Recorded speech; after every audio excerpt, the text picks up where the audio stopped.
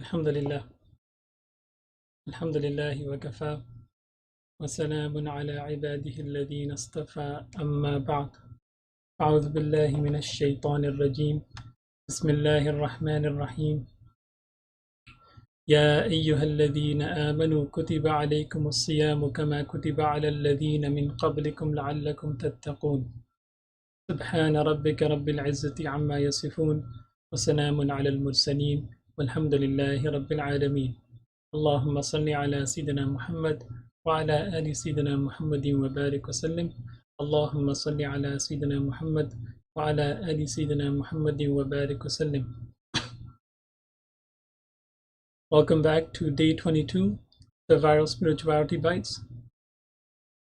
Just a brief reminder before we proceed that this is the 22nd fast, which means that tonight, inshallah, is going to be the 23rd night, which means that it's an odd night, which means that there's a fair chance that tonight might be Laylatul Qadr, insha'Allah ta'ala.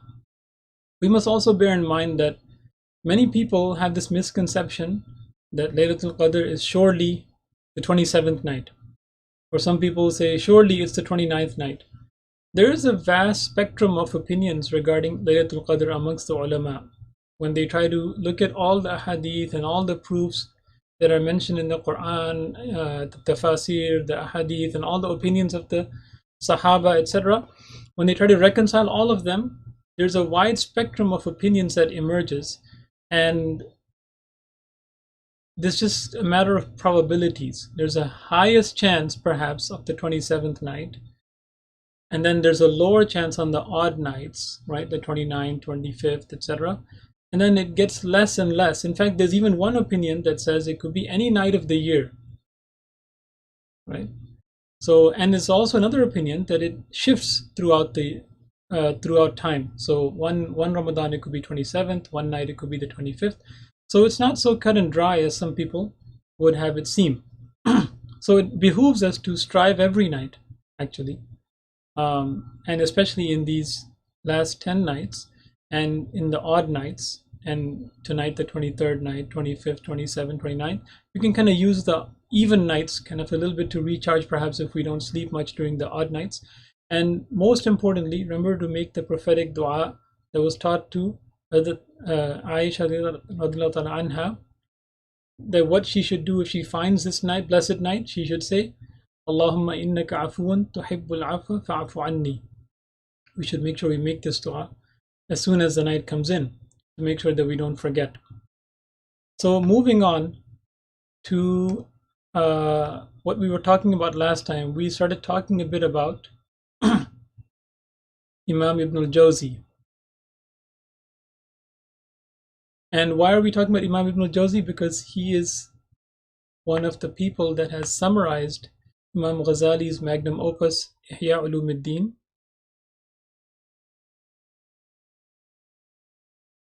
which he called Minhajul Qasidin wa Mufidul Sadiqin. Because as you know, the magnum opus of Imam Ghazali, Ihya Ulumuddin, is a fairly large book. So it would be difficult for us to read the entire thing. I'm not going to try to read even, in fact, the entire summary of Imam Ibn al-Jawzi, but we will try to take some salient points. Perhaps we will go through some of the Arabic together.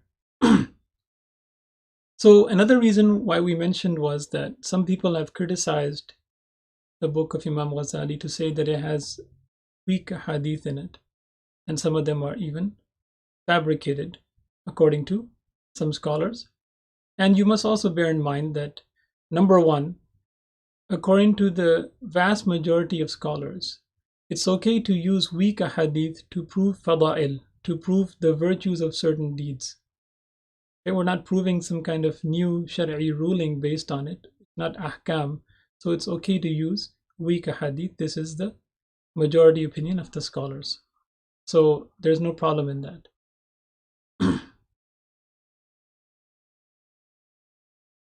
And Imam Ibn al-Jawzi was a great hadith scholar. He was a rather strict hadith scholar. By this I mean this is another thing that we should bear in mind in terms of a hadith, is that the hadith itself obviously doesn't come with a label saying whether it's sahih, da'if, or hasan, etc.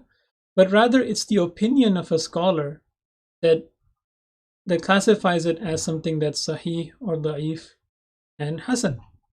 And even those three categories have changed over time. And it's possible that one scholar could find the hadith to be da'if, and another one, in his opinion, could think of it as hasan. There can be disagreement, and oftentimes there is disagreement regarding the grading of a hadith. So we should also bear that in mind. So if some scholar says that there's weak hadith in Imam Ghazali's book, we should say according to who? Right? Or anytime someone presents an argument that a hadith is weak, the question should come up as to who thinks it's weak. Is this the majority opinion? And we should understand that it's not black and white, right? They say, we should follow the sahih hadith. Well, sahih according to who? Right? They say, why are you only following this one particular scholar? We should follow the hadith. Okay. That's interesting. So you say we should follow the sahih hadith. Sahih according to who?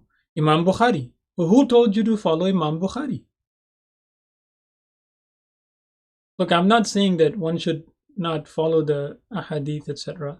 I'm just saying that there is a value to scholarly opinion and that there is scope for difference of opinions. We should open our minds to this idea, right?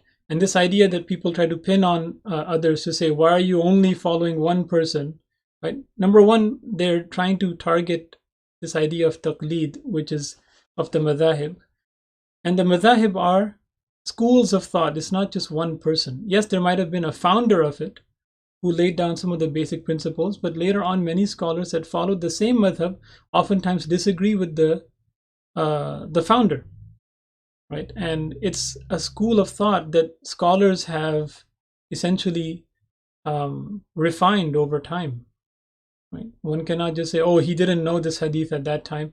Well, the scholars later did, and they've refined the madhab so that it's one cohesive, coherent unit of fiqh that one ought to follow. And then those same people that will claim that following one, quote unquote, one person is not good, they will claim to follow, let's say, Imam Bukhari or Imam Muslim. They won't say that they follow him, but they won't disagree with anything that they say, because obviously they don't have the expertise to grade the hadith themselves, which is the same argument that a person would say that you don't have the qualifications to figure out whether this ruling is correct or not either. So why are you raising an objection against a particular scholar of a madhab to say that this ruling isn't correct when you don't have the qualifications, the same way you don't have the qualifications to grade the hadith, and you have to rely on someone else like Imam Bukhari or Imam Muslim to do it for you. And regardless, Imam Ibn al-Jawzi, he summarized the book, and we're going to benefit from it, inshallah. So let's move on. Imam Ibn al-Jawzi al-Hanbali, one of the most prolific authors in Islamic history. He wrote over 700 books, mashallah. This was the barakah that our scholars had in their time. Over 700 books, and we're not just talking about little pamphlets, although some of them might have been. Some of them are huge books. Same thing, you might think that, oh, he was a long time ago, but even in our recent past, Maulana Ashraf Ali Thanwi, which most people have heard of, less than 100 years ago, he wrote perhaps over 1,000 books, mashallah, right? Some of them pamphlets, some of them large books. There was so much barakah in their time. If you just spread out the number of pages that all those books entailed in the days of his adult life, it comes out to be an astounding number. So Imam Ibn al-Jawzi was a great orator even since his childhood, and some of the gatherings, apologize for the typo there, that he had were attended by close to 100,000 people. You can imagine what those gatherings are like. It's not like there's a stadium, right? Where there's sound blaring across speakers, but rather there's people repeating what he's saying, like how the mukabbirs used to do in the salah, So one person will hear it and he will convey it to the next group of people. So this is how the gatherings used to be held. He was a great hadith scholar and of obviously many other fields.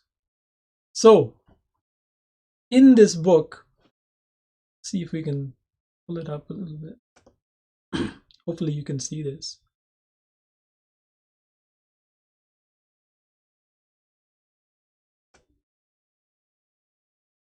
Let me just adjust some things here. Apologize why it's doing this. Okay, hopefully that's better. Okay, الفصل الثالث في أسرار الصوم وشروطه الباطنة.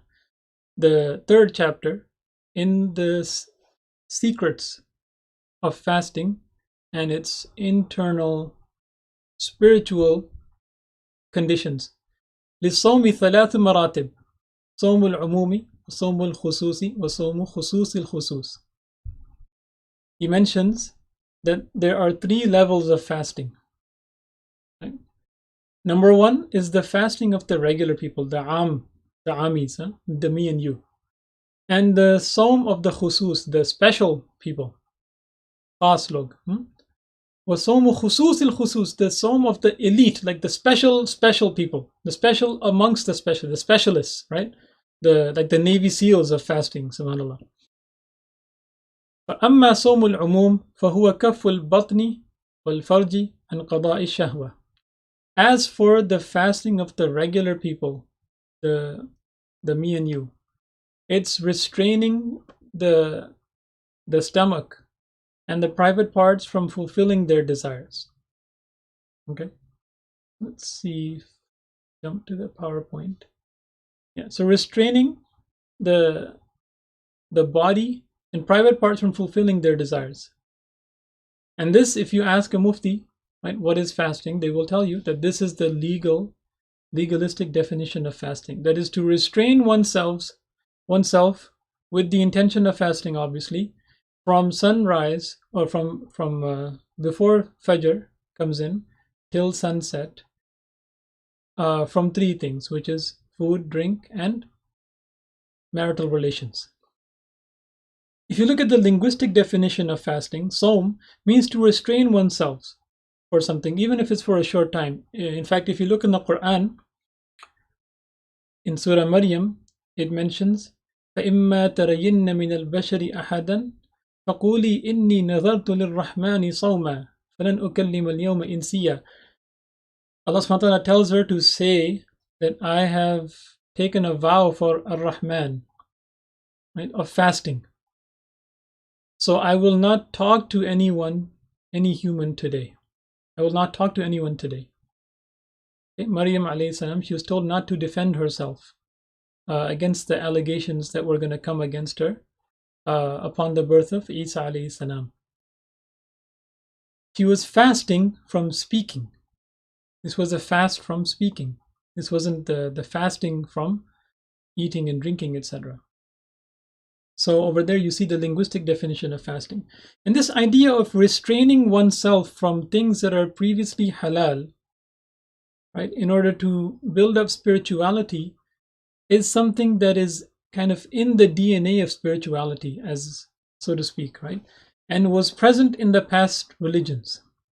How do we know this? When Allah subhanahu wa ta'ala is bringing the hukum of fasting in the Quran, He mentions, يا أيها الذين آمنوا كتب عليكم الصيام كما كتب على الذين من قبلكم لعلكم تتقون كما كتب على الذين من قبلكم. O you who believe, fasting was prescribed upon you the same way it was prescribed upon those who were before you, who came before you. Meaning, upon the Jews and the Christians, etc. People that used to fast,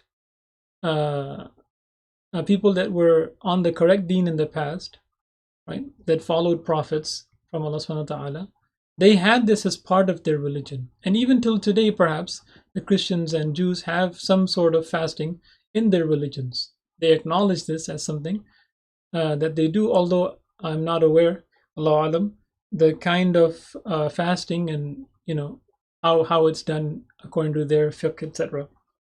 But regardless, this is something that you see is something that is common to spirituality and religions.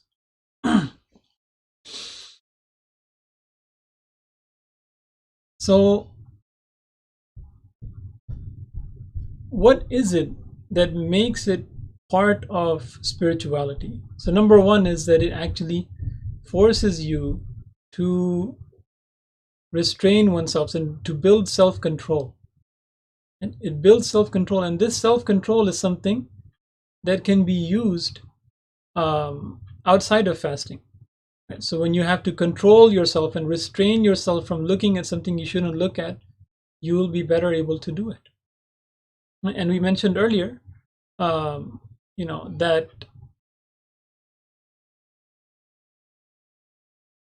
it also builds this idea of taqwa within you, which is that you're constantly reminded of Allah subhanahu wa ta'ala when you're fasting due to your hunger and your thirst. Right? So this is something that we should recognize, that fasting is something that is common to the adyan before us. And another thing is that perhaps when the Sahaba were listening to the Quran being revealed, and as it was revealed to the Prophet ﷺ, he recited it to them to inform them of the ayat. One could think perhaps that maybe Allah subhanahu wa ta'ala is angry at us. Na'udhu billah.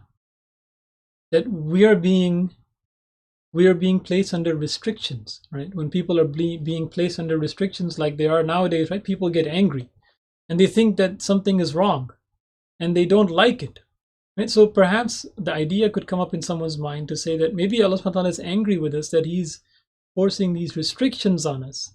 So it's also telling the Sahaba that no, I'm not angry with you, I'm not displeased with you, but rather this is something that the people of the past used to do to please Allah subhanahu wa ta'ala, and this is something that you shall do as well.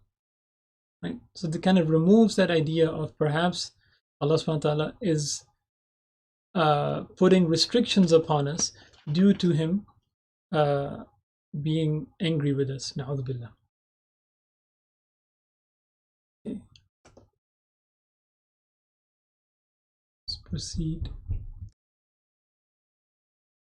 Number 2, fasting of the special people, which is restraining the body, private parts, tongue, hands, feet, hearing, vision, and the entire limbs from sin. Okay, let's pull up the PDF. وأما صوم الخصوص فكف البطن والفرج واللسان واليد والرجل والسمع والبصر وسائر الجوارح عن الآثام. Okay, which is what we just mentioned in the PowerPoint. In this case, you're not just restraining yourself from physical partakings of your body, right? The physical appetites that a person may have, but rather it's fasting from all sorts of sins. Right? Fasting of your tongue from speaking anything evil, fasting of your hands from doing anything evil, fasting of your feet from walking towards anything that's evil, fasting of your hearing from hearing anything that's evil that you shouldn't be hearing, right? And we'll discuss this in more detail next time, inshallah. Fasting from seeing anything that you shouldn't be seeing. And the entire limbs, the entire body is fasting, all the senses, and the whole body is essentially fasting and staying away from sins. This is the true purpose of fasting, not just to remain hungry and thirsty. Anyone can do that, right? Even animals do that. So, inshallah, we'll continue next time. Please make sure you keep this needy servant of Allah subhanahu wa ta'ala in your du'as, especially tonight, and the ummah of the Prophet sallallahu alaihi wasallam. Wa akhir da'wana alhamdulillahi rabbil alamin.